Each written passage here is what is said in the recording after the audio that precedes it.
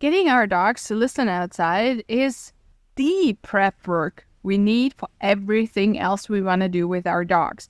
Be it just a regular walk around the neighborhood, be it some kind of training, be it some kind of exercise like sniffing, nose work and stuff, or be it hikes or whatever. Whatever we want to do with our dogs outside, we need them to listen to us, right?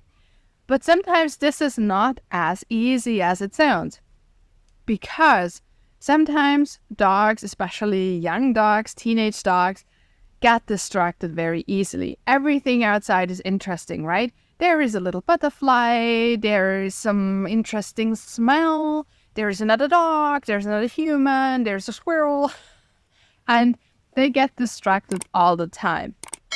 So they need to know that we are actually an advantage for them, or they have an advantage if they listen to us, all right? So we can even start to compete with all these distractions, all right? Another very, very common issue with dogs who don't listen outside is that they are actually just not ready. They are a little bit intimidated by all these things outside. They might even be fearful, and it's just overwhelming. And this happens very often with puppies. We often hear that puppies don't walk. Yes, because it's overwhelming for them. And for freshly adopted rescue dogs or fearful dogs in general, those dogs just get overwhelmed with all the things outside. They might be a little bit afraid of them or very afraid of them. It depends.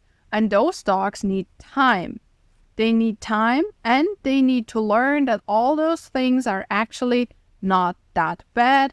They predict something positive happening to them. They are fun to engage with, and all those things. And we can help them with that. Again, we need to teach them first that working with us is something positive and they have an advantage.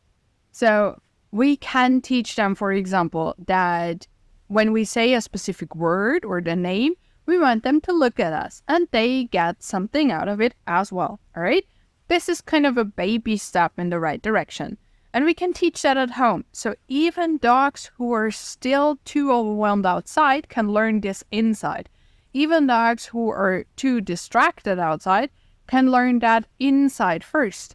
And we can also build up the relationship we need. We can build up routines we need that give the dog safety and that teaches the dog that we as humans are trustworthy and very reliable companions for them, all right? And this is something else. If we want our dogs to be reliable companions, we have to be as well.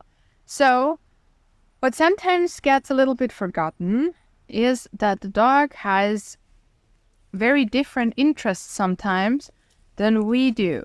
So what is important for us humans when we are out on a walk is walking. What is important for the dog on a walk outside is exploring, sniffing, learning about the environment, learning about the neighbors, learning about whatever squirrel crossed the path where they walk, all right? So if we want them to see us as a good friend, we have to pay attention to their interests as well. And that can mean just checking out a sniff spot together, checking out something that's interesting to them, or inviting them to do these things. So getting them to sniff, getting them to dig, getting them to explore. Of course, always the safety issue in mind. We don't want to endanger anybody. We don't want to endanger any wildlife. We don't want to invade anybody's privacy or anything. We just want to give our dogs the opportunity to enjoy their life with us, right? It's a little bit like with our human friends, right? If we have a friend who is constantly trying to take advantage of us, so has only his own needs in mind and always wants to do what interests him, even though those interests are completely different from ours, we will not stay friends very long with that person, right? And it's the same thing for our dogs. If we want them to cooperate with us and to do things with us, we have to do things with them as well. So you see, as soon as you get your dog to realize that you are a reliable companion, that your dog has actually advantages of whenever he or she works with you, and you provide safety and you provide your dog with the opportunity to fulfill his needs or explore his interests with you together, you can become a real team in no time.